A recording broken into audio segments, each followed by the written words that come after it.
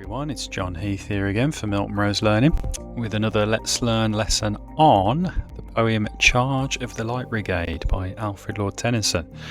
Okay, so we're charging towards cannons here maniacally. So we're going to look at some of the key context that you need to know for your essays, so we'll mop that up quite quickly. Then we'll have a reading of the poem, dare I say, get those dactylic rhythms kind of on the go, and then we'll finish up with some of the key annotations which need to go into your anthology if you are writing on this poem. So without further ado, let's dive in. So we've got the key context. We have a looks like a Cossack cavalryman there, and then Alfred Lord Tennyson, you can see, with a magnificent beard. Okay, so first off then, context that you need to worry about. So I would say, first off, this poem is about the Crimean War. So it helps if you know a little bit about that. So 1853 to 1856. So it's a real event during a big battle called the Battle of Balaclava in 1854, where there was basically a miscommunication was sent down from high command down to the British cavalry. And it led the Light Brigade, our cavalry, to charge into heavy enemy fire, basically charge into a bunch of Russian cannons. Okay, so there was an order, but it was garbled, and they misinterpreted the order. It came down like wrong, and it sounded suicidal. But rather than kind of question the order, the Light Brigade were like, "Well, an order is an order, and we're honourable men, so we're gonna try and fulfil it, even though it was suicidal." And a lot of the Light Brigade were cut down by the Russian cannons. It's very important to understand that first. And the second one is what I would call patriotic propaganda. So Tennyson was Poet Laureate, which is basically the national poet of Britain at that time.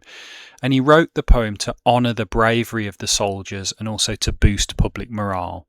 So despite it was like a total mess up, a total kind of like silly order that came down and then got misinterpreted, he flips it round for propaganda purposes and shows that even though a suicidal order was misunderstood here, our soldiers still drove into battle and still tried to fulfill their orders. So it's kind of an act of patriotism and jingoism. Then the kind of Victorian views on duty and heroism. So the poem reflects Victorian ideals of loyalty, honour and noble sacrifice for the nation, celebrating the soldier's obedience and courage even in the face of certain death. Not many soldiers survived this charge of the Light Brigade, it should be said. Most of them were cut down by the Russian cannons. But it definitely plays into Victorian views of duty and heroism. So that gives you three of the best kind of contextual issues that you need to research for this poem.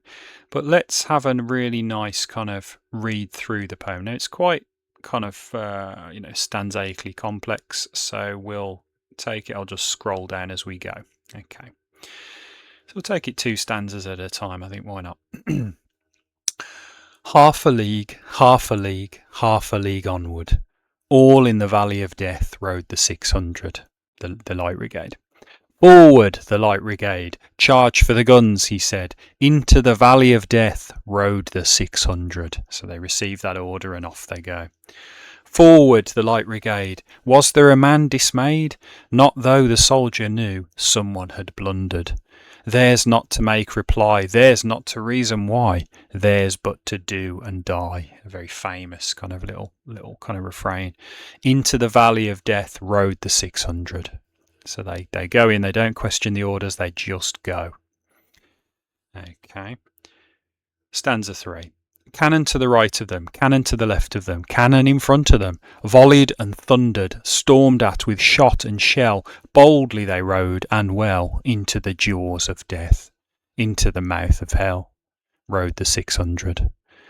Flashed all their sabres bare, sabres like their kind of swords, flashed as they turned in air, sabring the gunners there, charging an army, whilst all the world wondered. Plunged in the battery smoke, right through the line they broke. Cossack and Russian reeled from the sabre strokes, so they get to the enemy line, the Russian lines, and they're fighting with their swords. Shattered and sundered, then they rode back, but not the 600. So obviously a lot of them have died. and then the end of the poem. Cannon to the right of them, cannon to the left of them, cannon behind them, volleyed and thundered, stormed at with shot and shell, whilst horse and hero fell. They that had fought so well came through the jaws of death, back from the mouth of hell. All that was left of them, left of the 600. When can their glory fade? Oh, the wild charge they made! All the world wondered. Honour the charge they made. So remember them, basically. Honour the Light Brigade, noble 600. So you can tell he's really trying to celebrate this this kind of military. It was a military disaster because we lost a lot of the Light Brigade, but he's trying to twist it and turn it into a patriotic kind of rallying cry almost for the Crimean War. Now, in terms of annotation, then, we've got some of the best ones here. Now, this isn't exhaustive, so it's not all of the annotations that you will need, but it provides a really good starting point for your notes. So the first off is obedience and duty. There's not to reason why, there's but to do and die. And that's a refrain. It's a repeated line or couple of lines in poetry that, that keeps coming in the poem. So it emphasizes the soldier's unquestioning obedience. Okay, so it's repeated constantly, so it shows that the loyalty that these soldiers had. There's also, though, in that kind of couplet, almost a loss of agency.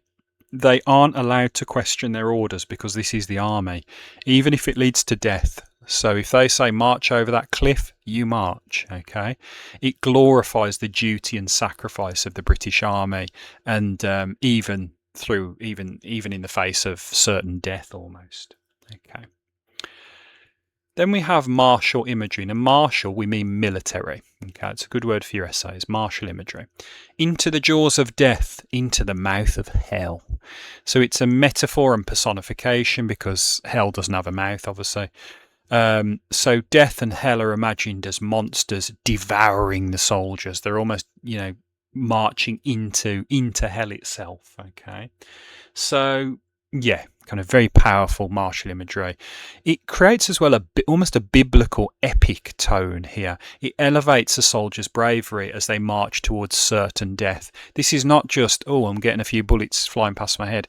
This is, I'm charging on a horse which is massive towards a bunch of cannons which are just going to zero in on me and blow me up.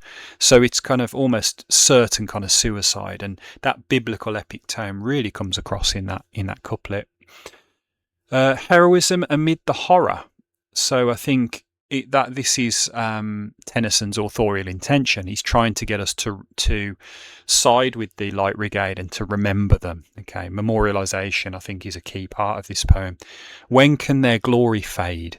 So it's clearly a rhetorical question. It emphasizes the eternal honor of the Light Brigade. We should never forget these guys, and the legacy. Though their mission did fail, if you research the kind of battle, their bravery is immortalized through this poem and through Tennyson's work as Poet Laureate. And I think that's the key authorial intention here. And then the last thing is the rhythm of battle, which I think is for the high grades. I think is always really, really interesting to analyse the metre of a poem. So if you listen to my voice at the start of the poem, half a league, half a league, half a league onward, that's he's chosen that kind of rhythm, and we call it dactylic rhythm. You can kind of research that. It's to mimic the galloping of the horse's hooves, creating a sense of urgency and momentum at the start of the poem. It's actually wonderful use of rhythm and metre. Fantastic poetry work. And the repetition of it drives the relentless pace of the charge and reflects the military discipline. Okay, so it's almost like metaphorical. That would be very good for the high grades in your annotations. Okay, a bit of a breathless one there, but that's given you a real beginner's guide to Charge of the Light Brigade. We've had a look at some of the key context which you can tease out now. We've had a nice little poetry reading, which you can just rewind if you want to hear me say it again. And then we've started you off with some of the best annotations which can go straight into your anthologies.